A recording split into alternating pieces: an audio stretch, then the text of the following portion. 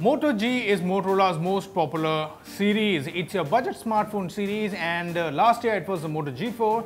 This year it's the Moto G5.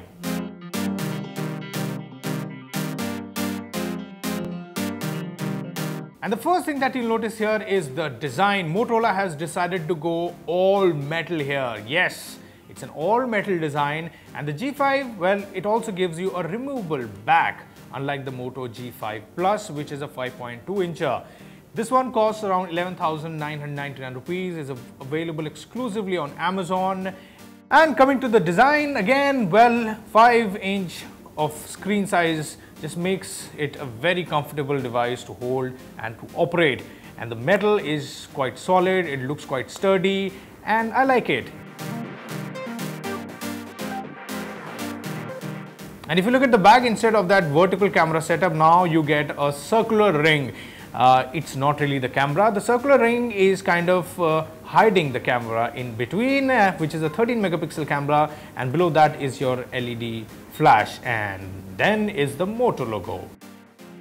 The 5-inch display you get is full HD, and you have a pixel density of 441, which is quite cool, man. It's quite bright. If you compare it to the Note 4, the Xiaomi Redmi Note 4, that's a 5.5-incher and it has a 401 ppi pixel density. Here you're getting 441, which means that display is going to be bright. It is bright, it's colorful, it's very vibrant, sharp and detailed. Watching video is going to be pretty cool. I mean, if you don't have an issue watching videos on a 5-incher, but I would say it's much better to watch on a 5-incher than through that keyhole. Let's talk about the performance now. The power in this phone is a Snapdragon 430 processor. It's an octa-core 1.4 GHz processor coupled with 3 GB of RAM and 16 GB of internal storage.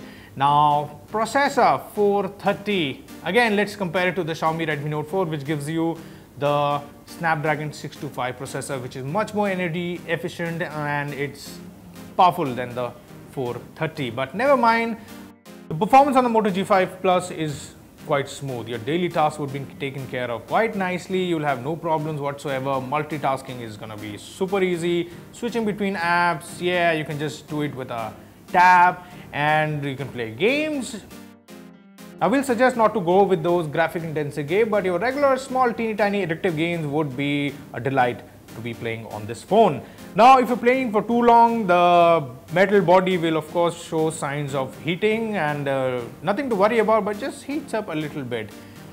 The other USP of the Moto G5 is that it's running on Android Nougat out of the box, and yes, that's been the USP of the Moto G phone. It's a neat, clean, clutter-free UI. It's really smooth, no unnecessary apps. You get all the apps that Google has to offer, and yes, which means you are also getting Google Assistant over here. But the first phone in this price segment to offer Google Assistant, so that can also come really handy. And yes, the UI is neat. There's gesture also, which means that you just twist it twice, the camera opens, you shake it and the flashlight opens, and there are a couple of other features that can be used with that gesture. Let's talk about the camera now. The 13 megapixel camera at the back has f2.0 aperture, and the picture quality under good lighting conditions come out really well. Details are intact, the colors look real to life, and it's good, it's bright. We were really impressed with the 13 megapixel camera. The 5 megapixel camera at the front with f2.2 aperture also does a good job when clicking those selfies. So yes, you can click the selfies, upload, share, and that shouldn't be a problem. The low light performance is also pretty good. I mean, we were satisfied with the low light performance considering the price that the phone comes for. The battery, 2800 mAh battery that the phone packs, well, it's not going to last you the day, but then there comes quick charging, which will ensure that you just find 5-10 minutes, charge it up, and I think you should be okay with it.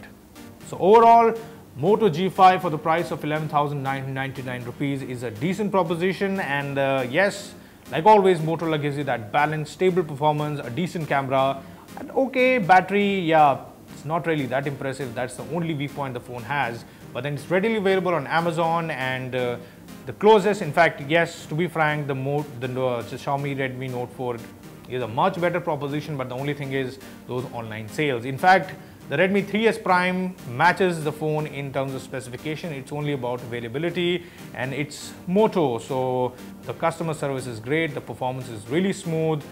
And yes, another offering from Motorola,